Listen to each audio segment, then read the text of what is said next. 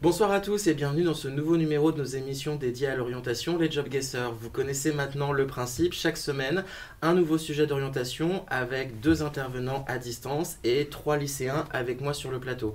Ce soir, c'est le 2e numéro d'une série de 4 dédiés au métier du jeu vidéo. Après avoir fait le côté artistique des jeux vidéo, ce soir, on va parler des métiers plus techniques avec 3 jeunes donc avec moi ce soir et 2 intervenants. Je vous laisse tous les 3 vous présenter et puis après on pourra commencer directement l'émission. Peut-être avec toi Théoman tout de suite. Ça roule. Bah alors moi je m'appelle Théoman, j'ai 17 ans et je suis élève au lycée de terminale générale à la Marchinière du Cher.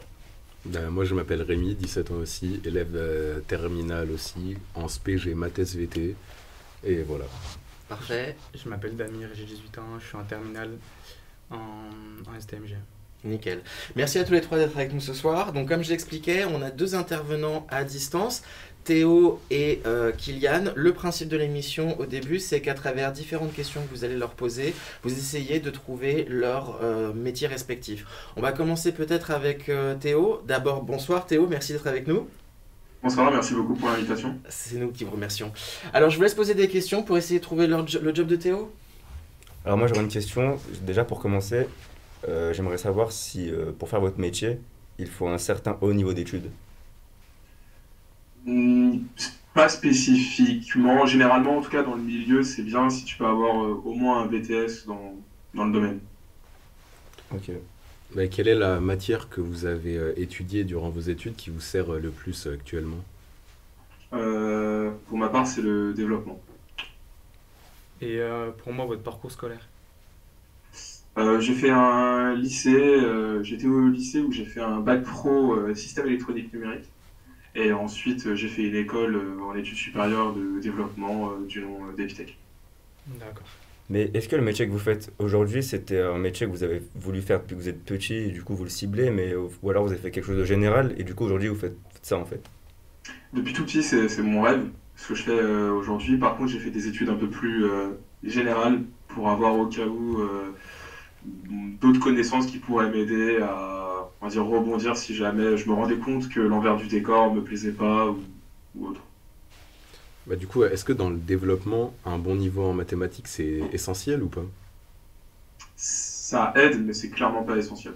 Moi-même en maths, on va dire, j'ai un niveau correct. Je me considère pas bon, mais pas trop mauvais. Je me débrouille. Est-ce que vous avez atteint l'objectif que vous vouliez, c'est-à-dire le métier de rêve, ou vous voulez encore gravir les échelons? Aujourd'hui, je fais ce que j'aime tous les jours, et du coup, c'est vraiment très sympa et je le souhaite à tout le monde. Par contre, non, j'ai des projets qui me tiennent vraiment à cœur que j'ai toujours pas encore pu réaliser. Et est-ce que dans votre métier vous faites du codage, genre vous codez des trucs et tout ça? Ouais, tous les jours. Tous les jours. Est-ce que parler anglais est essentiel dans votre métier ou pas tant que ça? Ça aide énormément. Les outils qu'on utilise au quotidien sont anglophones. Il y a très peu d'outils français, donc en tout cas dans le milieu. Donc oui, c'est vital. On peut se débrouiller sans, mais ouais, c'est quand même un gros plus. Vous avez fait combien d'années d'études? 5 en études supérieures. J'ai un master. Ah oui. C'est peut-être le moment justement de mettre l'indice à l'écran qui vous permettra peut-être à vous 3 d'essayer de deviner son poste. Donc on va le voir en direct à l'écran. Vous pouvez continuer à lui poser des questions, il vous entend. Ah Mhm. oui, ok. Théoman, est-ce que tu as une idée en fonction de ce que tu vois là? Moi j'aurais dit un testeur de jeux vidéo ou un développeur. Ouais. Moi j'aurais plus dit développeur, puisqu'il a parlé d'outils qui sont en anglais, donc des outils de codage, peut-être Ouais, tout comme ça. Python, nous on connaît au lycée. Et il a dit que le développement c'était un truc crucial qu'il a fait dans ses études. Donc ouais, développeur du coup de code de jeux vidéo. Mhm. Ouais, j'aurais dit pareil. Bon alors du coup Théo, c'est peut-être le moment de dévoiler l'intitulé exact de votre profession. Ouais, c'est ça, je suis développeur gameplay de jeux vidéo. Je vais développer les mécaniques de certains jeux vidéo, par exemple tout ce qui est voilà, système de combat, d'inventaire, interface. Ok. On reviendra plus en détail après sur ce que vous faites exactement, en quoi ça consiste et à quoi ça ressemble au quotidien. Même principe avec Kylian, je vous laisse poser des questions pour essayer de trouver son job. Au milieu de ces questions, il y aura un petit indice et puis après on lancera toute la conversation autour de tout ça. Peut-être Théoman? Alors Kylian, j'aimerais commencer en vous demandant votre parcours scolaire pour avoir fait ce métier. J'ai fait un bac S, spécialité mathématiques, et après j'ai fait un bac plus 3 donc dans une école, un bachelor avec Artub. Est-ce que vous pouvez travailler directement de chez vous ou vous avez vraiment besoin de vous rendre à votre lieu de travail? Je peux faire les deux, aller au travail ou être en télétravail. Ok. Vous êtes arrivé là où vous voulez? Ou Pas encore, je fais ce que je veux aussi. Enfin, je pratique exactement ce que je veux, mais je suis pas encore à l'échelon que je veux. Est-ce que vous aussi vous utilisez des notions de codage, tout ça? J'utilise de la programmation, ouais. J'utilise du code, Bah, en partie. quelle est la qualité la plus importante dans votre métier actuel?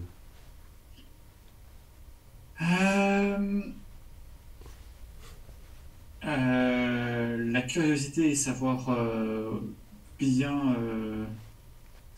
comment dire ça, être bien droit dans ses bottes en termes de travail, être toujours sûr de ce qu'on fait et bien savoir gérer ce qu'on a entre les mains. Ok. vous avez connu des échecs? Ou tout s'est bien passé pour arriver à ce métier? J'ai connu des échecs. Et vous travaillez seul ou en équipe? Pardon? Vous travaillez seul ou en équipe? En équipe. Bah, du coup, est-ce que parler anglais, c'est aussi quelque chose de très important dans votre métier? Ouais, très clairement pour la communication et pour la communication avec les autres personnes qui sont potentiellement anglophones. Et c'est la langue que tout le monde connaît. Et aussi parce que les outils sont essentiellement en anglais, on n'a pas d'outils en français. Donc il y a beaucoup d'échanges à l'international. Oui, Ok. Mis à part ça l'anglais, peut arriver, tout dépend. mis à part l'anglais, il y a d'autres matières à l'école qui sont utiles? Bah, je dirais les classiques, les matières scientifiques, mais après, encore une fois, c'est pas non plus quelque chose d'obligatoire, c'est quelque chose qu'on va apprendre sur le tas. C'est bien d'avoir des notions, par exemple, de mathématiques, principalement mathématiques même. Mais c'est pas obligatoire non plus. Vous pouvez avoir juste des bases et vous en sortir. D'accord. Et votre métier se rapproche de celui de Kylian ou pas? C'est-à-dire que vous développez, vous testez aussi ou c'est assez loin? Ça s'en rapproche, mais c'est pas exactement la même chose. Ok. Rémi, je t'en prie, vas-y. Moi, j'aimerais bien l'indice personnellement. Alors, est-ce que vous pouvez nous afficher l'indice en régie, s'il vous plaît, pour les aider, parce qu'ils ont l'air un peu paumés. Pas facile son métier. C'est pas facile. Donc voici Ah ouais, ça à m'aide quoi pas trop. ressemble Non mais code là, c'est du codage. Non, c'est du codage. le travail de Kylian. Est-ce que ça vous inspire quelque chose? Ah, pas du tout.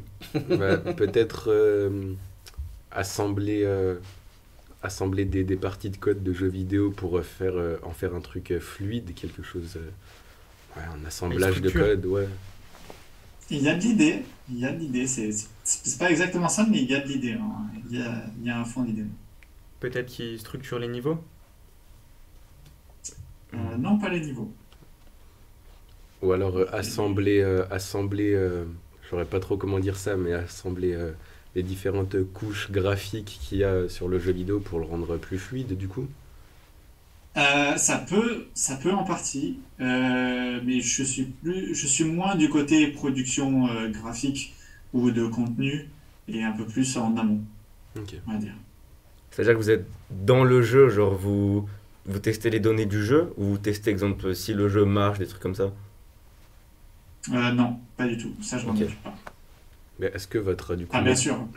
Je fais attention quand je travaille à ce que ça fonctionne, mais c'est pas mon travail de tous les jours de tester le jeu. bah, du coup, c'est un peu plus le codage au niveau de la mécanique du jeu, peut-être? Non, encore une fois, je travaille pas réellement sur les mécaniques en elles-mêmes du jeu. Je travaille pas sur le contenu du jeu, je travaille un peu plus, j'arrive un peu avant, on va dire. Ouais, Sur validé. l'histoire C'est du jeu, complexe, hein. peut-être. Bon bah Kylian, je vous laisse nous dévoiler Parce que l'intitulé exact. Je suis technical designer, technical game designer plus exactement. Déjà, est-ce que vous connaissiez ce terme, tous les trois? Pas du tout. Pas du tout. Non? Pas designer, si, mais technical designer. Ok, et développeur pour Théo, ça vous parlait un peu En plus? France, ouais. un peu plus. Alors du coup, développeur dans le jeu vidéo, vous imaginez quoi? Moi, j'aurais dit un mec. enfin, une personne qui va coder avec du Python par exemple, si c'est avec du Python bien sûr, des actions pour pouvoir jouer au jeu, exemple, je sais pas, qu'on va coder que le joueur va pouvoir aller ici ou ici, exemple. Ok. Pour vous deux également, c'était à peu près ça. Ouais, Coder pareil. les mécaniques. Théo, ça répond à peu près à la définition de votre poste? Oui, oui, je vais principalement développer les mécaniques qu'un game designer va me donner par rapport au jeu, les règles du jeu, ce que le joueur doit accomplir, les conditions de victoire, défaite, les intelligences artificielles s'il y en a, ce genre de choses. Ok. Et par rapport à Kylian, en vue de tout ce qu'il vous a répondu, Technical Game Designer, du coup, ça vous parle vraiment pas? Bah, du coup, avec ce qu'a dit Théo juste là, Oui. peut-être c'est celui qui donnera, enfin pas les ordres, mais les indications pour que un... Qui va créer les mouvements Ouais, peut-être. ouais. Ouais, Alors il va- Kylian, je vous laisse expliquer un petit peu Ouais, plus en ouais. détail. Parce que ça a l'air En confus. gros, Hein. c'est pas commun. Il y a que certaines boîtes de jeux vidéo qui ont. Enfin, c'est pas un métier qu'on va trouver dans toutes les productions de jeux vidéo. En gros, je vais me placer entre les programmeurs et les designers, donc les personnes qui vont créer le contenu. En gros, moi, je vais travailler avec les outils qu'on a, donc les outils que les programmeurs mettent en place pour les designers. En fait, je vais me charger de faire tout ce qui est documentation, mise en place de ces outils, s'assurer que ces outils fonctionnent correctement et surtout sont assez faciles d'accès pour l'utilisation qu'on va en faire sur le projet. Et si jamais on a besoin de faire des modifications comme ça dessus, qui va être plus proche d'une utilisation plus simple pour les designers, parce que les designers vont pas forcément avoir la faculté de travailler directement dans les mêmes outils qu'ont les programmeurs. Et ben, je vais m'assurer de mettre ça un peu plus au propre et de faire ça un petit peu plus simplement pour ces designers. Donc, je me place entre le programmeur et les designers. D'accord. Ça vous Ok. parle un peu plus? Enfin, si Un j'ai peu bien plus, compris, ouais. c'est vous facilitez la création du jeu. Exactement.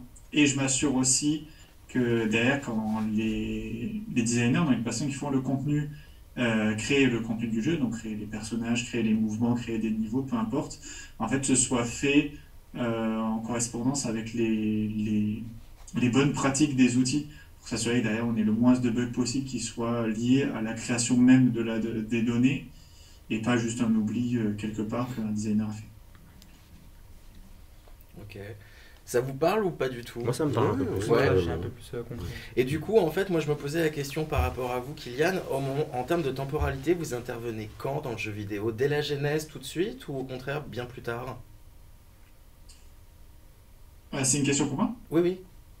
Oui, ok, en fait, on arrive à tous les moments de la production. C'est-à-dire que pendant la pré-production, où on va avoir les directeurs généralement qui vont commencer à proposer des premières idées de design, poser un peu qu'est-ce qu'on va avoir en fait comme gameplay dans le jeu. Nous, on va commencer à prototyper, aller chercher les différents outils qu'on va pouvoir utiliser, les mettre en place de la bonne manière qui soit. Imaginons pour un FPS, donc pour un jeu par exemple de tir à la première personne ou un jeu de création de monde ou un jeu de bac à sable, on va pas du tout avoir les mêmes utilisations d'un seul outil. Et du coup, nous, on va s'assurer de mettre en place les bons outils, de les utiliser de la bonne manière pour les designers, histoire que dès qu'on passe en production, on a directement les bons outils en place et prêts pour la création de contenu.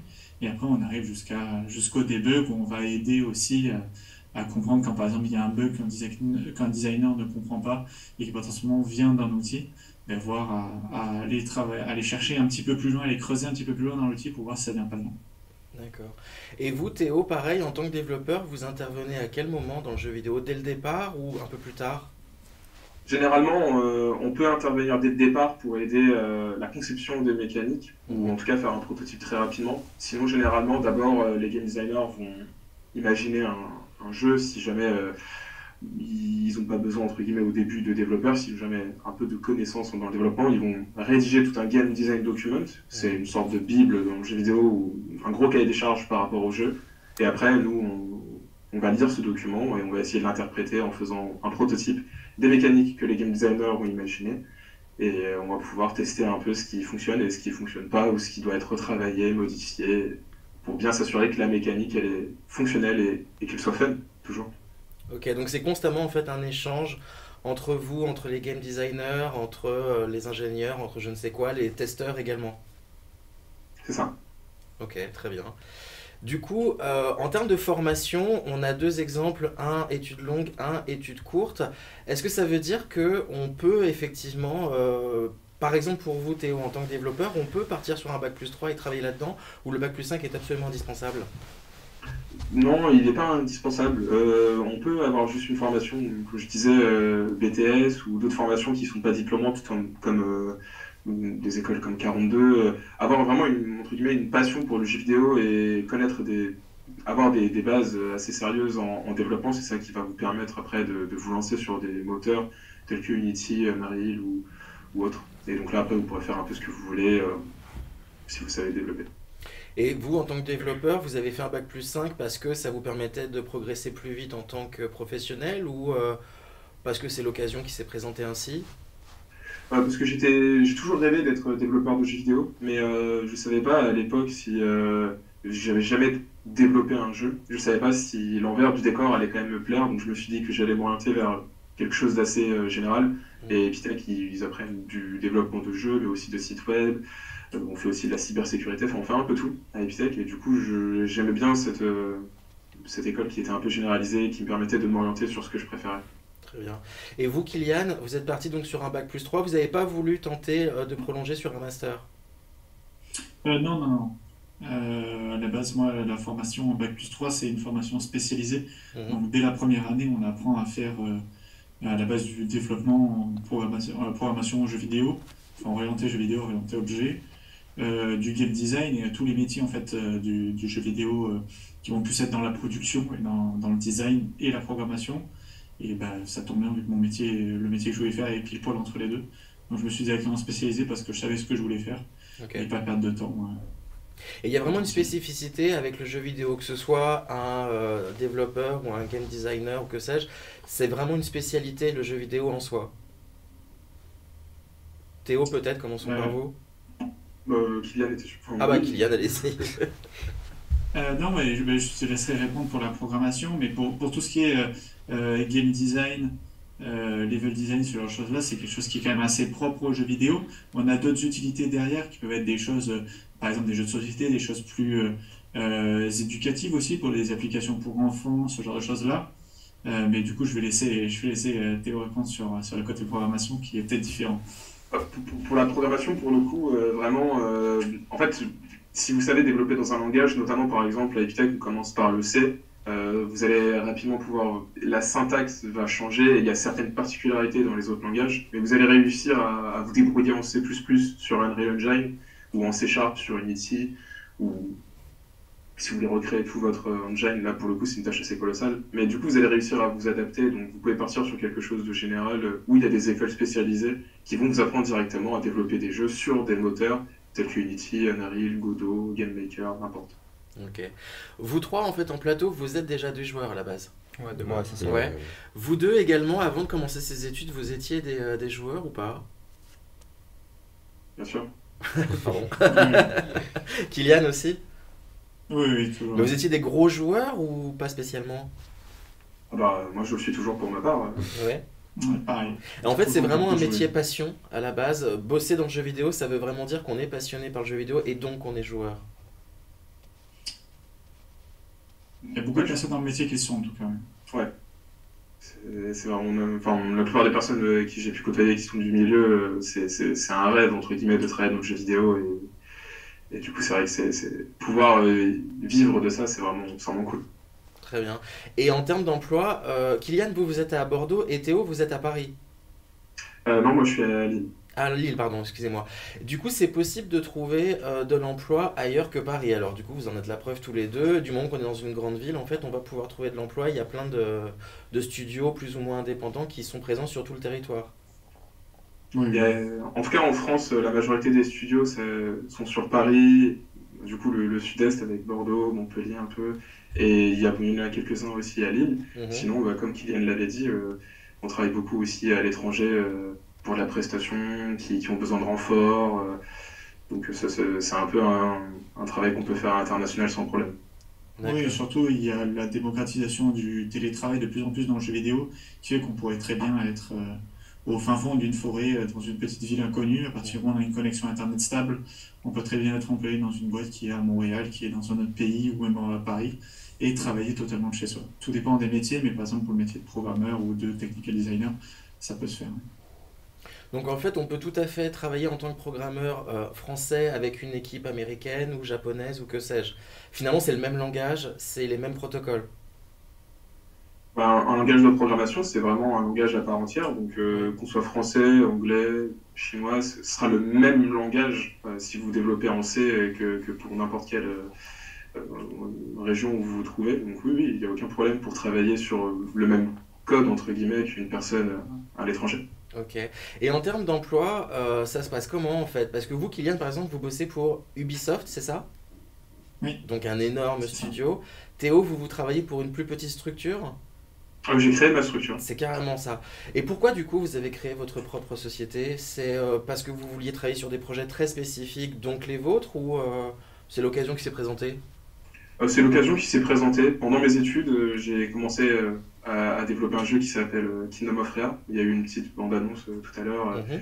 Et en fait, en 2019, à la fin de mes études, j'ai été invité à la Paris Games Week et à plein d'autres événements pour présenter ce jeu parce que j'essayais de créer en même temps une communauté autour de ce jeu et j'ai été repéré. Donc on m'a proposé de rejoindre plein de conventions et ça avait l'air de plaire. J'ai commencé à avoir des contacts avec des publishers qui étaient potentiellement intéressés pour le jeu, mais qui m'avaient fait comprendre qu'il fallait que j'ai ma propre structure. Donc du coup, je me suis dit que j'allais me lancer à 100% dans ça. Et j'ai pu sortir le jeu sur Steam et continuer à trouver d'autres clients pour faire de la prestation, créer d'autres jeux à côté. Et voilà. Ok. Et vous, Kylian, pourquoi avoir choisi une grosse structure comme Ubisoft? Déjà parce qu'à la base Ubisoft c'était un peu le rêve de carrière pour moi. Ouais, d'accord. Euh, bah, j'ai eu la chance de pouvoir directement rentrer dans une boîte comme Ubisoft, donc j'en ai profité. Voilà. Très bien. Et ça change véritablement le métier, en fait, qu'on soit dans une toute petite structure ou dans une très très très grosse boîte comme Ubisoft? Ça change les manières de communiquer et Mhm. peut-être un peu la manière de travailler, mais dans le fond on fait quand même toujours la même chose. Ça change un certain palier, c'est tout. Ok. Et vous trois, du coup, donc vous êtes vous-même des joueurs, vous aimez ça. Imaginons que vous soyez intéressé pour travailler dans le jeu vidéo. Vous vous imaginiez bosser dans une grosse boîte comme Ubisoft, ou au contraire monter votre société. Vous auriez envie plutôt de travailler tout seul, ou au contraire au sein d'une grande équipe. Vous l'imaginiez comment ça, Bah moi déjà je préférais travailler pour une grosse boîte comme fait Kylian? Kylian, ouais. Pour Ubisoft exemple, je trouve ça c'est bah déjà Ubisoft c'est une grosse boîte qui Hmm. propose déjà des assez énormes licences comme n'importe quoi, Overwatch, peu importe, mais il y a déjà d'assez gros jeux. Après je pense que ça peut poser déjà un peu de stress peut-être parce que vous t'avez vous taffez peut-être pour sur des gros jeux, ou je suppose, ou même pas, enfin ça dépend. Non? Oui, oui, oui. Mais après, exemple, si je Oui, monte ma c'est plutôt propre connu. entreprise, il y a peut-être des risques aussi parce que si je fais un jeu et qu'il marche pas, ou si je donne de mon temps et qu'au final on l'achète pas, ou plein de choses, plein de raisons. Mais je trouve que travailler pour une grosse entreprise, c'est un beau raccourci, je pense. Toi, Rémi, tu l'imagines Bah, comment?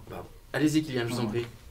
Je pense qu'il y a plus de stress et de risques à avoir sa propre structure, puisque quand on est dans une grosse structure comme Ubisoft, qu'on est employé par exemple en CDI ou ce genre de choses-là, en fait, globalement, mis à part si la société ferme est en faillite, ce qui est rare pour ce genre de grosses boîtes, en fait, on va toujours avoir du travail, que ce soit sur des petits projets ou des gros projets, alors qu'à l'inverse, quand on est une petite structure, on est une structure qui se crée, et on a tout devant nous et c'est à nous de créer ça.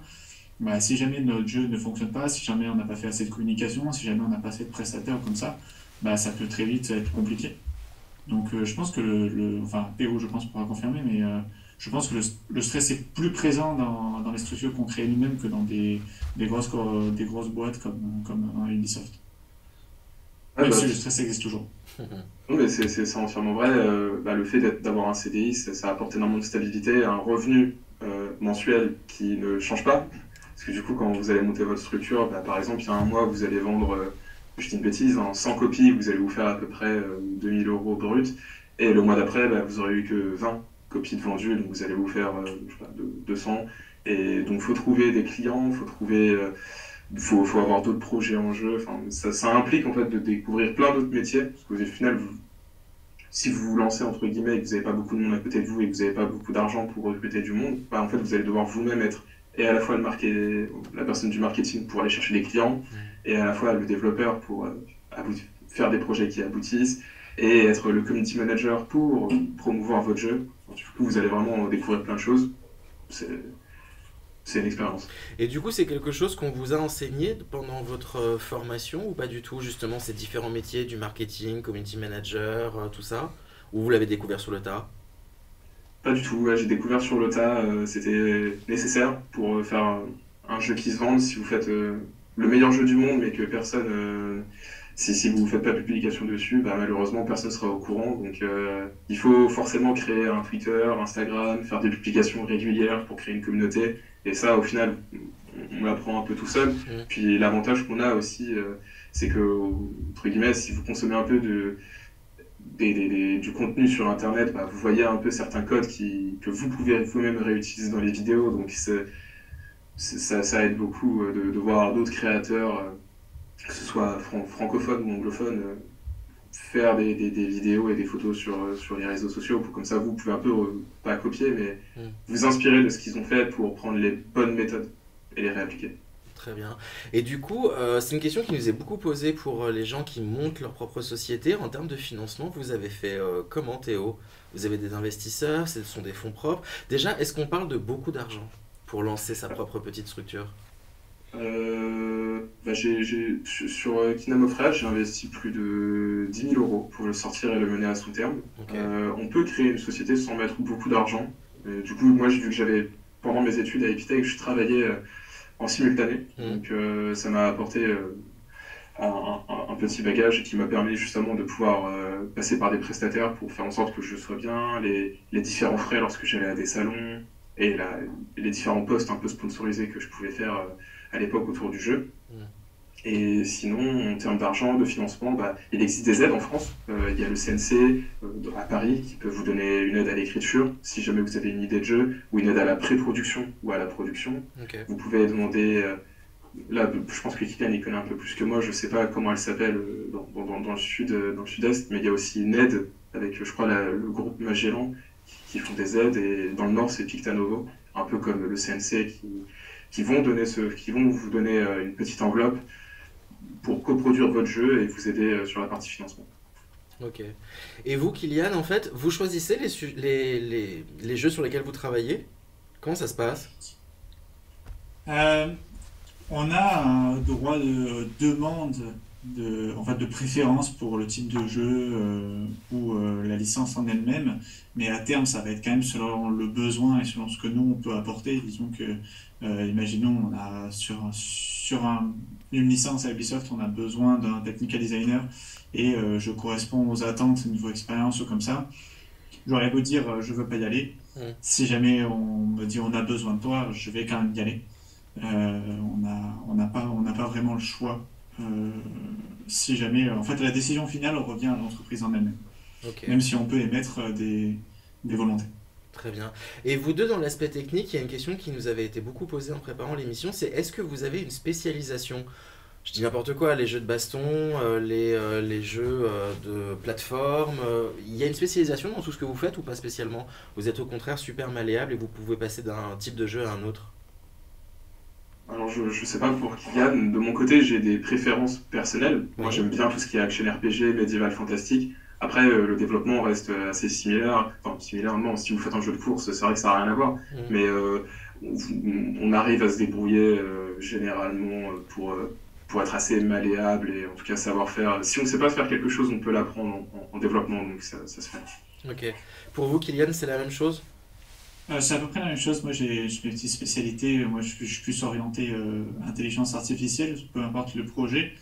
Mais disons que si jamais on me dit du jour au lendemain, oui, tu vas travailler sur un jeu de course, je dis n'importe quoi, tu vas travailler sur la physique des voitures. On est assez malléable pour se permettre de travailler sur les sujets. Et dans tous les cas, en fait, c'est une formation permanente. C'est-à-dire que tous les jours, on apprend de nouvelles choses. Et c'est ce qui nous permet aussi d'évoluer et d'avoir de plus en plus d'expérience. Donc, dans tous les cas, il faut être assez malléable. Même s'il y a des postes qui nous permettent de nous spécialiser, dans tous les cas, on apprend toujours dans notre spécialité. On évolue toujours dedans. Ok, Mais c'est vrai que de manière générale, on est assez malléable. très bien. Vous trois sur le plateau avec moi, en vue de tout ce qu'ils nous disent là, est-ce que vous auriez peut-être des questions spécifiques pour l'un ou pour l'autre déjà? Oui. Vas-y, je t'en prie. Déjà, Kylian, j'aimerais savoir c'est sur lequel le plus gros jeu auquel vous avez dû bosser? J'ai travaillé sur Assassin's Creed Valhalla, Ah ouais, quand même. donc le dernier en date, et actuellement je travaille sur le prochain Assassin's Creed. Ah ouais, pas mal. Et vous, Théo? Assassin's Creed Du coup, vous Mirage. faites vos propres jeux, du coup, c'est ça? Ouais, sinon le plus gros projet pour un client que j'ai pu faire, c'est Evenland. C'est un jeu crypto-monnaie, NFT, et moi Ok. j'étais en charge avec mes associés de travailler sur toute la partie implémentation de mini-jeux dans ce jeu. Donc je m'occupais pas de tout ce qui était crypto-monnaie, NFT, moi je faisais juste, j'ai fait une sorte de Mario Kart, de Bomberman, Ouais. j'ai fait un des jeux qu'il y a dans Fall Guys, ce genre de choses. Ok. Ça va. Ok. Moi, j'avais une question. Du coup, on a un peu ce cliché du développeur qui reste dans sa chambre, qui joue beaucoup aux jeux vidéo. Mais est-ce que c'est faux ou c'est quand même un truc un peu vrai? Voilà, ça dépend de votre train de vie. En soi, vous pouvez très bien rester dans votre chambre et voir personne et jouer à LoL tous les jours. Mais sinon, vous pouvez quand même sortir. Comme Kylian l'avait dit, c'est un métier qu'on fait de plus en plus. En tout cas, moi, pour ma part, vu que j'ai monté ma structure, je suis tout le temps en télétravail. J'ai pas de locaux à proprement parler. Et donc, du coup, je suis très souvent dans mon bureau que j'ai un peu aménagé. Mais ça m'empêche pas de sortir, voir des gens, travailler dehors, rencontrer des clients dehors et quand même essayer de maintenir une hygiène de vie assez confortable pour moi et les gens qui m'entourent. Ok. Moi, j'ai une question pour les deux. Est-ce que quand vous travaillez sur un projet, vous êtes focalisé dessus ou vous pouvez être sur plusieurs projets à la fois? Moi, j'arrive à travailler. Bon, en fait, j'ai pas le choix. Il faut que je travaille sur plusieurs projets, sinon il n'y a rien qui avance. Mais je sais pas dans les grosses boîtes comment ça se passe. Mais dans les grosses boîtes, souvent on est sur un seul projet. Enfin, tout dépend de notre métier, encore une fois, mais dans le métier plus de développement ou en technical design, on va être plus sur un seul projet. Mais ça arrive parfois qu'on ait en fait ce qu'on appelle des lettres de mission. C'est-à-dire en fait, c'est des espèces de contrats temporaires. On va nous dire bah, pendant X mois ou X années, en fait, on va travailler sur un autre poste ou sur le même poste, mais sur deux projets différents ou trois projets différents, selon si on a besoin de nous. Et en fait, on va être séparés en pourcentage de temps. Imaginons si on est sur deux projets en même temps, ben, on va avoir 50-50. Imaginons on va avoir 2 jours par semaine sur un projet, 3 jours sur l'autre, ce genre de choses. Voilà. Et c'est sur quel logiciel que vous taffez, vous deux? Pour ma part, c'est Unreal Engine 5. Ok. Et moi, c'est sur un moteur ce qu'on appelle maison. C'est des moteurs qui sont créés en interne dans la boîte. Donc c'est Envil pour Assassin's Creed. C'est le moteur Ubisoft, quoi. Le moteur d'Assassin's Creed de Ubisoft. Ok. Et du coup, ça vous empêche pas après de passer, Kylian, d'une boîte à l'autre si vous êtes habitué au logiciel maison? Ça demande un Non, pas gros travail vraiment, parce d'adaptation, que non? ouais, il y a de l'adaptation, c'est dans le sens où moi au départ quand j'ai fait mes études et quand j'ai commencé à travailler de mon côté sur mes propres jeux, ben, on travaille sur les moteurs open source qui sont Unity et Unreal à l'époque, maintenant il y a Godot aussi qui est très connu. Euh, et en fait quand on passe sur des moteurs maison, c'est pas du tout la même chose, donc en fait on s'adapte parce qu'on retrouve aussi à peu près les mêmes mécaniques, on retrouve toujours notre vision du monde, on peut placer des objets dans le monde, l'endroit où on va voir tous les objets dans les dossiers, en fait, dans les dossiers un peu Windows de notre jeu, on va avoir toujours la même mise en place de créer une build pour notre jeu. Globalement, on retrouve à peu près les mêmes outils, même si l'interface est différente, on s'y retrouve toujours plus ou moins. Ok, parfait. Et du coup, moi j'avais une question, c'était par rapport à vos formations respectives. Précisément, en fait, on vous apprend quoi à l'école pour devenir programmeur ou pour devenir game designer? Ça consiste en quoi? Sans faire le détail complet du programme, mais qu'est-ce qu'on vous apprend?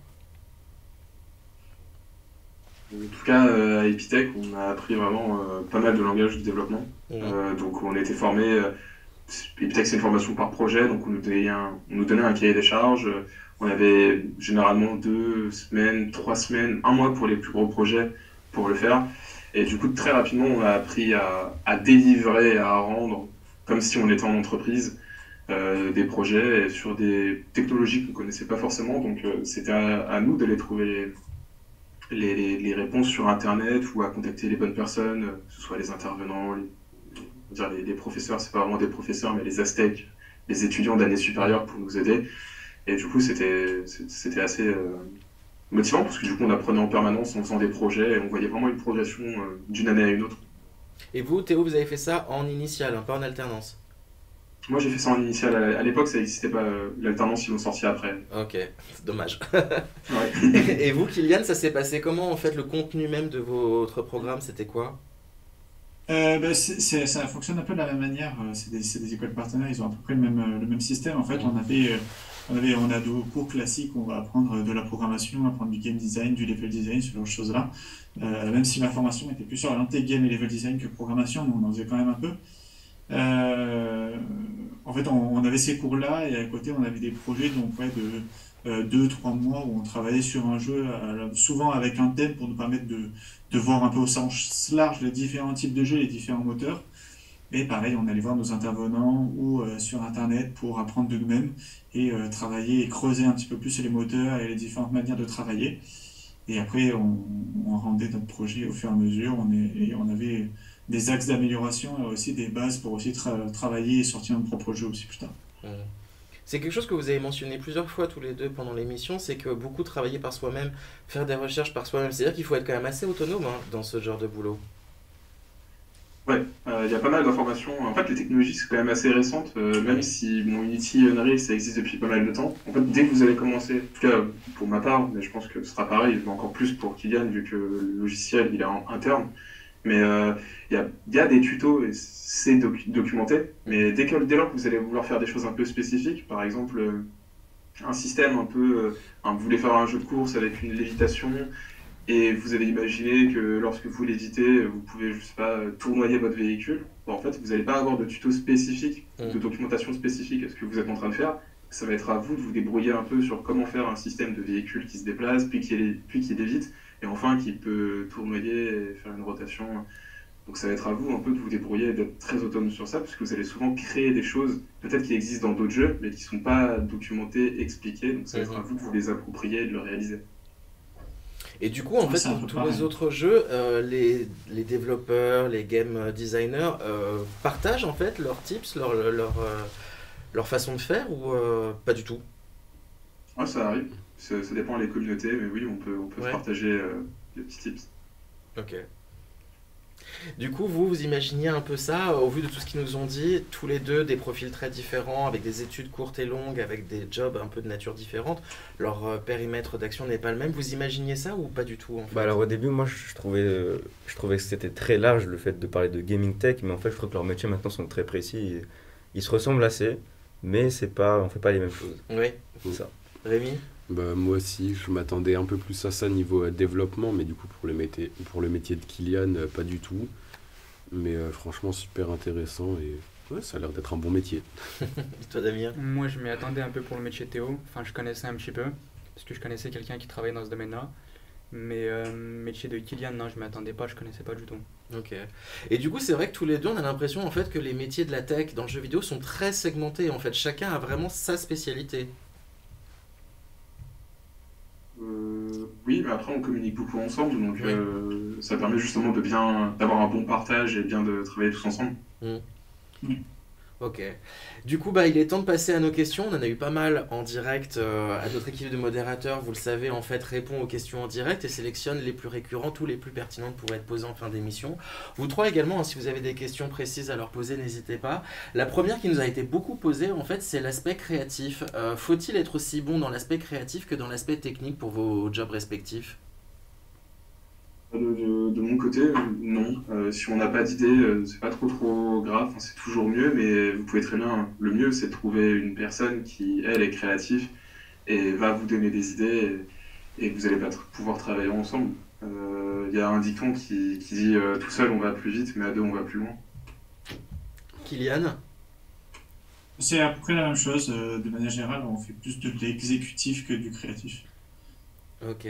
Une question qui était pour Théo. Est-ce qu'il a été facile pour vous de monter votre propre studio? Non, c'est un peu galère. C'est beaucoup de.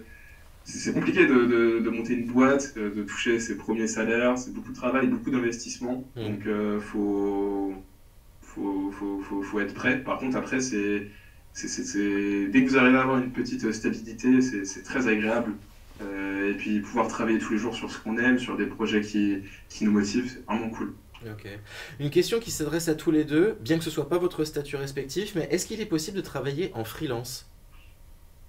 Moi, c'est ce que je fais, donc oui. Et vous, Kylian, ça serait possible de jumper comme ça d'une boîte à l'autre, d'un jeu à l'autre? Ce serait possible, mais pas exactement dans mon métier, je pense. Ok. Parce que trop technique, parce que la confidentialité fait que... Surtout parce qu'en fait, on travaille souvent avec les mêmes outils. Et le métier de technical designer, c'est vraiment travailler sur les outils et pas forcément créer du code comme fait Théo.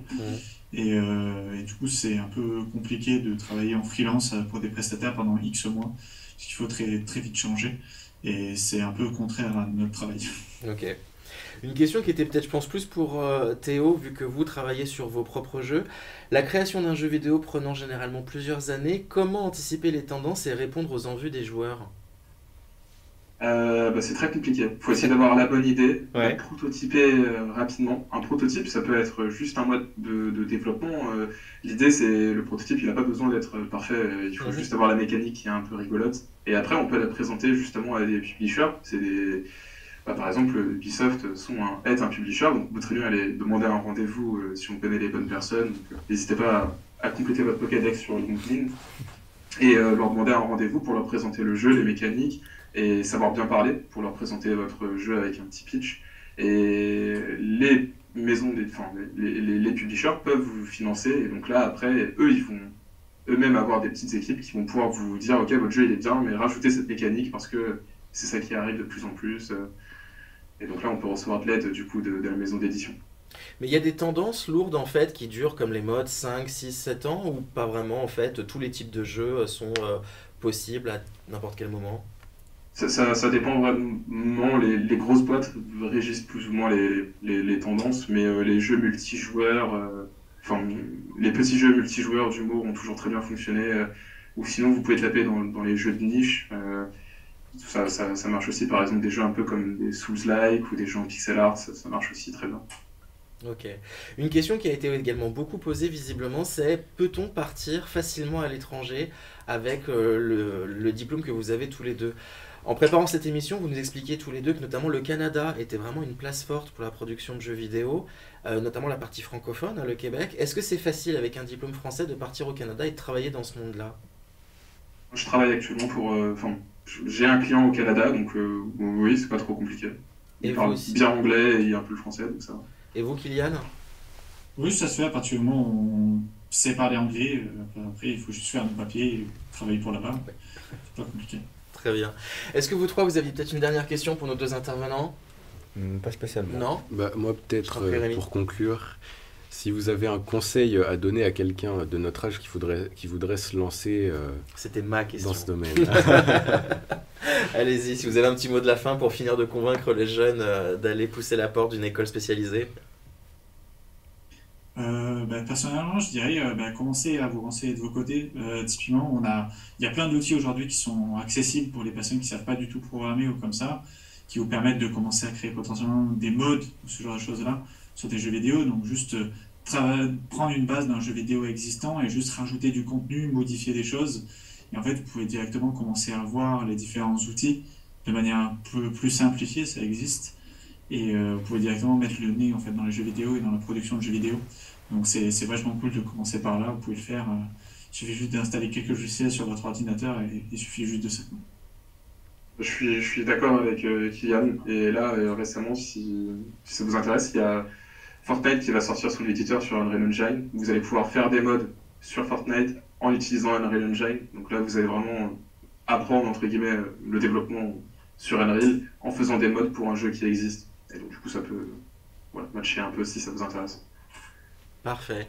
Merci beaucoup de toutes ces informations. Merci à vous trois de nous avoir aidés à animer cette émission. Merci. Je vous rappelle que la semaine prochaine, nouvelle émission dédiée aux jeux vidéo, mais plus la partie marketing et business. Donc on vous y attend nombreux. Et merci à vous cinq et à la semaine prochaine. Au revoir à tous.